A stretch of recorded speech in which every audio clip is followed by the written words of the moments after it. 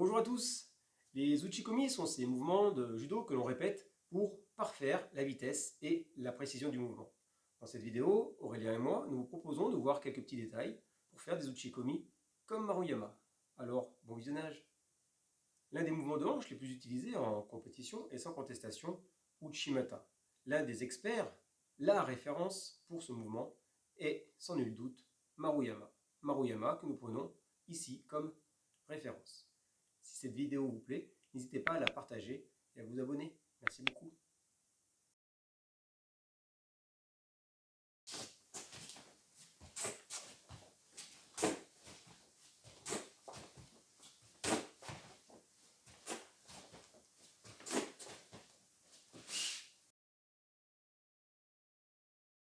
La saisie revers ou col pourra se faire de deux manières, en fonction de votre morphologie. Certains pourront aller chercher au col et d'autres viendront chercher au revers. Dans cette vidéo, nous prendrons la version Maruyama, la version traditionnelle, avec la main au revers. Cette main aura une action de pêche. Attention, en ce qui concerne la saisie, ne verrouillez pas la main. Il faut quand même garder de la mobilité pour le poignet. Pour ce faire, les trois doigts seront privilégiés. Alors bien évidemment, le pouce et l'index vont être utilisés pour fermer la pince, mais l'action principale se fera sur les trois doigts. Et ensuite, je ferme la pince pour garder de la mobilité sur le poignet, ce qui sera essentiel. En ce qui concerne la saisie de la manche, il faudra venir chercher au niveau du coude, légèrement plus bas, pour pouvoir appuyer et ouvrir. Appuyer, ouvrir, et l'action combinée de ces deux actions fera le déséquilibre que nous allons voir maintenant. Donc le déséquilibre est une action fondamentale, d'autant plus sur les uchikomi. Si vous n'avez pas de déséquilibre, vous allez répéter des uchikomi sans faire cet acte de déséquilibre, ce qui va faire que vous allez en fait répéter une erreur. Donc le déséquilibre sera le point essentiel. L'action de tasser, ouvrir, je tasse et j'ouvre, je tasse et j'ouvre, sera fondamentale pour marquer ce déséquilibre. Utilisez bien cette action-réaction où on tasse le partenaire et au moment où il se détend, là, vous ouvrez pour rentrer votre mouvement. Je tasse et j'ouvre. Je tasse et j'ouvre. Enfin, dernière action importante, lorsque vous construisez votre déséquilibre, c'est l'action de la tête. L'action de la tête sera toujours orientée vers la direction de chute. Aux enfants, on leur dit de regarder leur montre. Il est utile aussi de leur faire exagérer les mouvements. Des grands mouvements amples, pas petits et triqués. Souvent, on voit une main qui vient tirer à hauteur du bassin. Non, il faut ouvrir en regardant sa montre. Petit indicateur simple pour voir si vos uchikomi sont opérants, qu'ils sont efficaces, c'est le travail sur le pied du partenaire. Si ces pieds restent au sol et que vous faites uchikomi, alors cela signifie qu'il n'y a pas de déséquilibre. En revanche, si lors de vos uchikomi, le partenaire lève ses talons, voire avance et compense un petit peu, alors c'est qu'il y a vraiment ce principe essentiel de déséquilibre.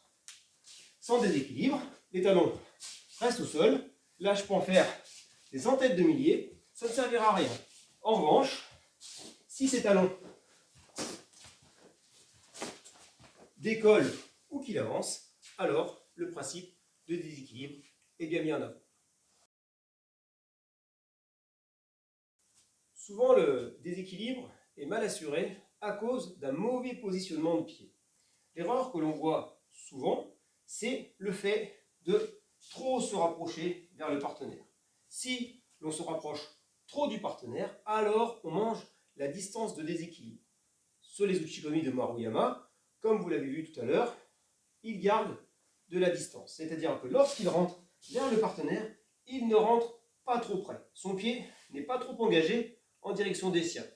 Là, à peu près, à cette distance-là, une vingtaine de centimètres.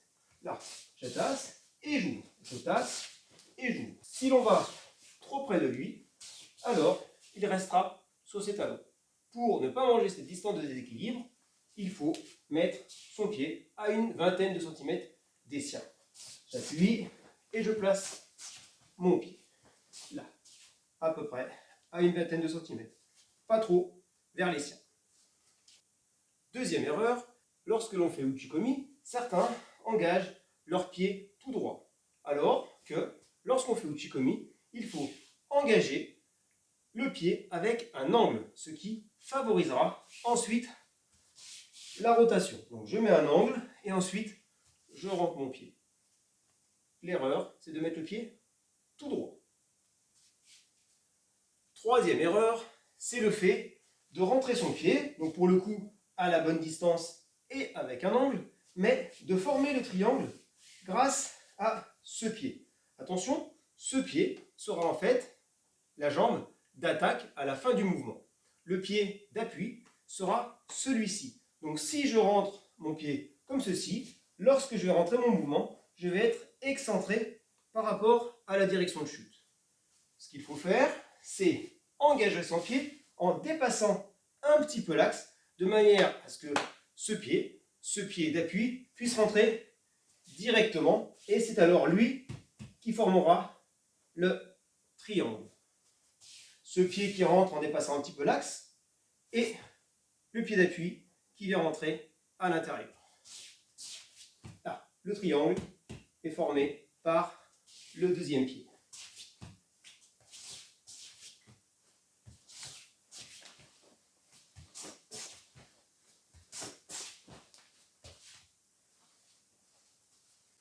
Enfin, dernière erreur, en ce qui concerne le positionnement des pieds, c'est le fait de ne pas rentrer assez ce pied, ce deuxième pied.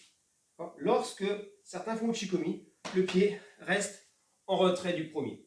Il place le premier et le deuxième reste en retrait. Alors que pour un bon placement, il faut que ce deuxième pied rentre et dépasse le premier pied. Le premier pied, le deuxième qui dépasse. Le premier pied et le deuxième qui dépasse. 1, 2. Je fais tout seul. Le premier pied et le deuxième. 1, 2. Le deuxième pied dépasse le premier.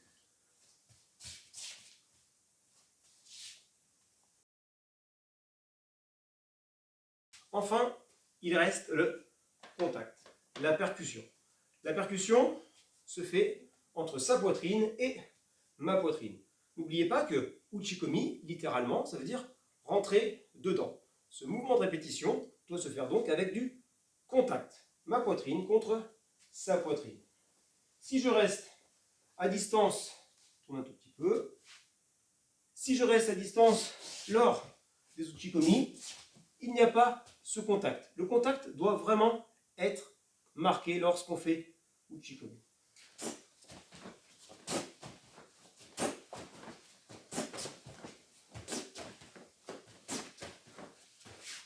Là, aux élèves, vous leur donnerez, ou si vous faites vous les uchikomi, il faut vraiment écouter ce bruit de contact poitrine-poitrine. J'espère que cette vidéo vous aura apporté quelque chose. Et si vous vous posez des questions par rapport à la manière d'appréhender votre première compétition, une vidéo dédiée à ce sujet vous attend sur notre chaîne. Je vous souhaite de bons entraînements, portez-vous bien et à très vite.